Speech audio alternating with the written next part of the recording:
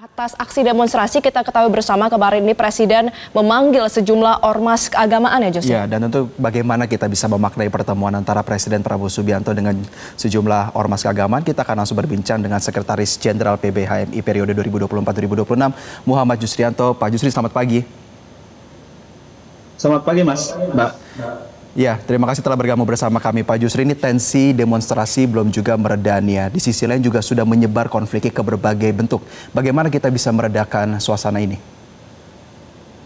Iya, tentunya memang harus ada langkah-langkah konkret yang dilakukan oleh pemerintah Indonesia, dalam hal ini adalah Presiden Prabowo Subianto, untuk melibatkan berbagai macam elemen bangsa untuk berdialog. Nah, semalam atau kemarin Presiden Prabowo sudah memanggil 16 organisasi masyarakat Islam. Saya kira itu adalah salah satu langkah yang baik untuk mengajak elemen-elemen bangsa dalam hal bagaimana terlibat dalam mengkondisivitaskan kondisi yang belum terkendali hingga hari ini. Kita ketahui bersama, 3 hari belakangan ini sangat kacau.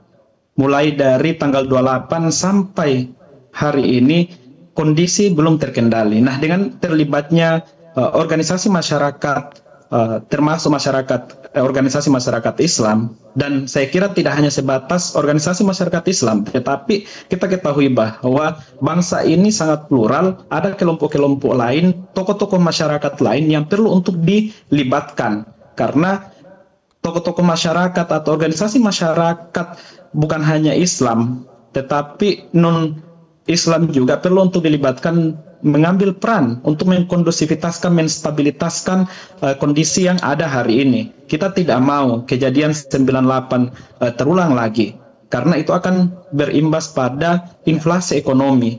Target pemerintah Prabowo kita sangat dukung terkait dengan pertumbuhan ekonomi 8%. Nah, oleh karena itu kita membutuhkan stabilitas keamanan. Saya kira itu, Mbak. Ya, Mas Yusri, tapi apakah langkah Presiden untuk kemarin mengumpulkan 16 ormas ini cukup? Saya kira itu menjadi langkah awal untuk pemerintah Presiden Prabowo Subianto melakukan komunikasi, dialog dengan tokoh-tokoh masyarakat. Saya kira eskalasinya harus diperluas, bukan hanya 16 organisasi masyarakat ini, tapi juga saya kira seperti Cipayung Place perlu untuk dilibatkan dalam berdialog, karena bagaimanapun kita ketahui bahwa tidak sedikit organisasi yang terlibat dalam gerakan aksi ini, yaitu berangkat dari mahasiswa. Kita ketahui ada Cipayung Place, ada HMI, PMII, GMNI, PEMKRI, GMKI, kami, IMM yang mempunyai basis di bawah. Kita perlu ada dialog-dialog yang lebih humanis. Jadi langkah yang diambil oleh Presiden Prabowo Subianto itu menjadi langkah awal untuk kedepannya melibatkan elemen-elemen yang lain untuk terlibat dalam menjaga stabilitas keamanan.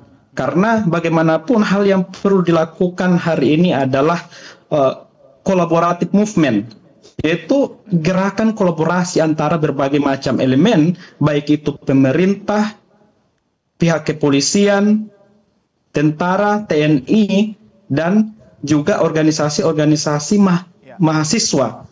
Bukan hanya organisasi sivil yang 16 tadi. Tapi saya kira itu sudah menjadi langkah awal. Nah, oleh karena itu saya kira memang Presiden Prabowo perlu untuk melakukan rapat darurat keamanan. Kenapa saya katakan seperti ini? Kita ketahui bukan hanya Afan Kurniawan yang melayang nyawanya dalam insiden seperti ini atas represitas, atas brutalitas yang dilakukan oleh pihak kepolisian. Tetapi juga bagaimana kita lihat di Makassar, ada 4 orang, ada 4 rakyat yang melayang nyawanya karena efek domino dari apa yang terjadi di Jakarta. Gedung-gedung DPR di Makassar, di Mataram, di Kediri, bahkan juga di daerah-daerah lain itu potensi besar. Nah, ini yang kemudian kita perlu untuk menghindari supaya tidak merambah ke daerah-daerah lain. Nah, perlu ada rapat darurat keamanan yang dilakukan oleh Presiden Prabowo Subianto. Ya, kami berharap ini segera dilakukan untuk melibatkan berbagai macam elemen, mulai dari institusi-institusi pemerintahan, partai-partai politik, kemudian organisasi-organisasi masyarakat. Di institusi pemerintahan tentunya para menteri-menteri terkait, kemudian Kapolri, Panglima, Kapolda, Pangdam, gubernur-gubernur, agar bisa untuk melakukan pendekatan yang lebih humanis dalam merespon gerakan massa, bukan malah menghindari atau tidak menemui mereka. Saya kira perlu cara-cara inklusif yang humanis. Nah, jadi selain itu juga saya kira kita perlu memahami bahwa yang terjadi hari ini, kenapa saya menawarkan perlu darurat keamanan dan melibatkan berbagai macam elemen. Jadi ini sebenarnya akumulasi dari keresahan atau apa yang dirasakan oleh masyarakat selama ini, bukan hanya karena stimulus oleh kematian saudara Afan Kurniawan, tetapi ada kekerasan struktural, kekerasan kultural yang terjadi selama ini. Nah, itu yang kemudian perlu kita pahami. Ada kesenjangan ekonomi, kesenjangan sosial, kemudian arogansi elit, dan itu saya kira bukan hanya masyarakat menengah ke bawah yang merasakan, tetapi juga masyarakat menengah. Saya kira itu, Mbak. Ya, Mas Jusri, bagaimana Anda sebagai seorang aktivis melihat bahwa adanya fenomena perubahan massa nih yang tadinya ada isu yang hendak dikritik tetapi akhirnya sudah bergeser kepada bentuk-bentuk konflik yang lain begitu? Iya, jadi saya melihat bahwa ini sebenarnya menjadi akumulasi keresahan, kekecewaan, kegelisahan dari masyarakat selama ini. Nah, dengan adanya kejadian kemarin tanggal 28, mereka sebenarnya menuntut sebuah keadilan. Keadilan yang sebenarnya di belakangnya itu, yang saya bilang tadi, ada kekerasan secara struktural. Disparitas ekonomi, disparitas sosial yang terjadi di bawah, ketidakadilan, itu yang kemudian menjadi hal yang sangat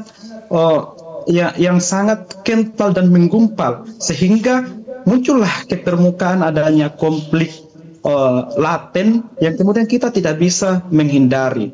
Nah, jadi masyarakat hari ini, kami juga kemarin sempat turun melakukan aksi, dan alhamdulillah itu berjalan dengan damai dan kondusif. Hal yang paling kami tekankan adalah bagaimana pihak kepolisian untuk tidak represif terhadap massa, tidak brutal terhadap massa, tetapi bagaimana untuk berdialog dengan gerakan massa, bagaimana supaya ada diskursus, ada dialog yang humanis, pendekatan-pendekatan humanis yang dilakukan oleh pihak kepolisian.